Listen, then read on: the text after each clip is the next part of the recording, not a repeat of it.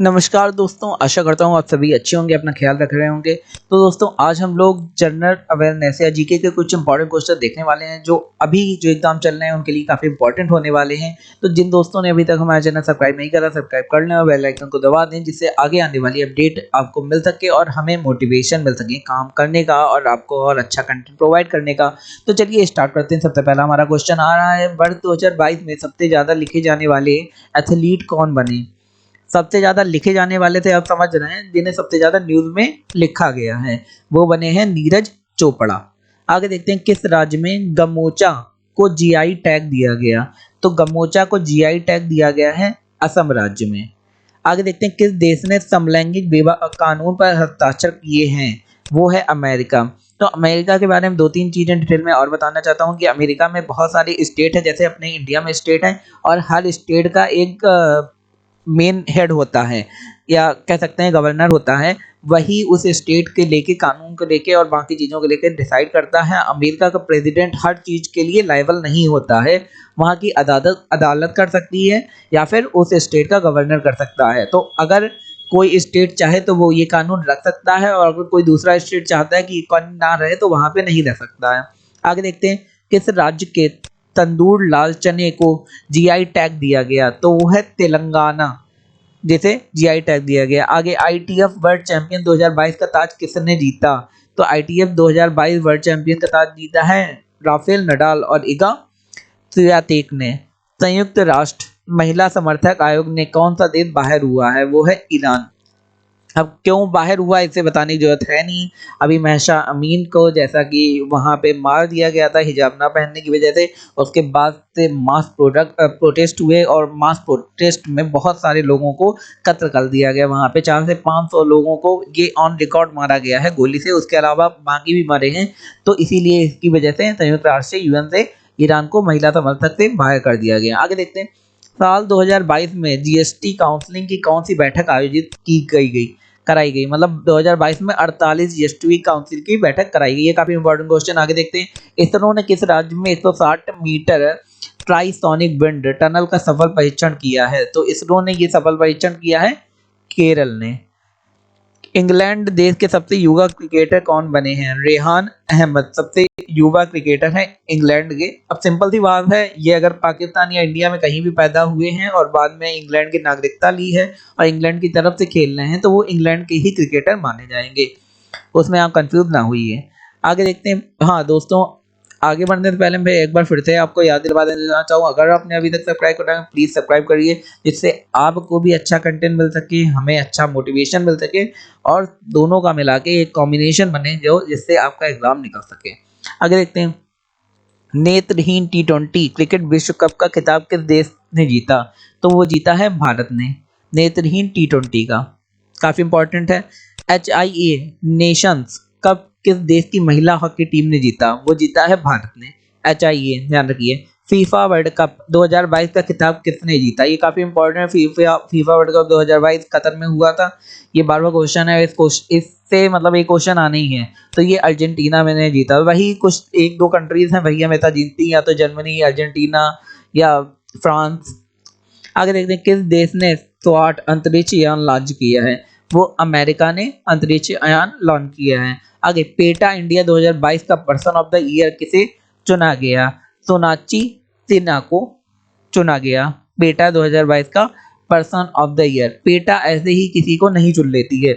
PETA को चुनने के लिए पहले आपको वेजिटेरियन होना पड़ेगा। अगर पेटा किसी वीगन को चुन रही है, जैसे अभी पेटा ने करंट में आचार्य प्रशांत को चुना था, तो आपको उसके लिए वीगन होना पड़ेगा। आयरलैंड देश के नए प्रधानमंत्री कौन बने। तो आयरलैंड के नए प्रधानमंत्री लियो वाराडकर बने। तो दोस्तों बता देना चाहता हूँ, आयरलैंड ब्रिटिश का ही एक अभी पार्ट है। वैसे इसकी स्वायत्ता है अपनी, लेकिन ब्रिटिश अथॉरिटीज़ के ही अंडर में आता है। बात चल रही है कि इसे अलग कर दिया जाए, वोट भी हो चुके हैं, लेकिन आगे क्या होता है देखा जाएगा। आगे देखते हैं, Cape to Rio race 2023 Cape Town दक्षिण अफ्रीका अभियान में भारत की कौन सी बोट हिस्सा लेगी। तो जो होने वाला है 2023 में केप टू रियो, उसमें INFB तारिणी बोट हिस्सा लेगी। अच्छा, केप टाउन अगर ना पता हो, ये साउथ अफ्रीका मतलब दक्षिण अफ्रीका की राजधानी है। आगे देखते हैं, अंतर्राष्ट्रीय मानव एकता दिवस कब मनाया जाता है।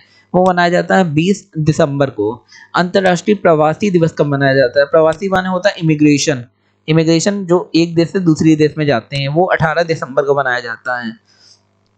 आगे देखते हैं मिस वर्ल्ड 2022 का खिताब किसने जीता? तो वो जीता है सरगम कौशल ने। आगे देखते हैं किसने पृथ्वी के पानी का संरक्षण करने के लिए अंतर्राष्ट्रीय मिशन शुरू करा है? अब सिंपल सी बात है, पृथ्वी में जो पानी है वो धीमे धीमे कम हो रहा है और खत्म होता जा रहा है, उसका संरक्षण करना बहुत जरूरी है। तो इसका जिम्मेदारी किसने ली है? इसकी जिम्मेदारी ली है नासा ने। आगे देखते हैं भारत और किस देश के काकेशथुराई बंदरगाह और पांडिचेरी के बीच नौका सेवा शुरू हुई है?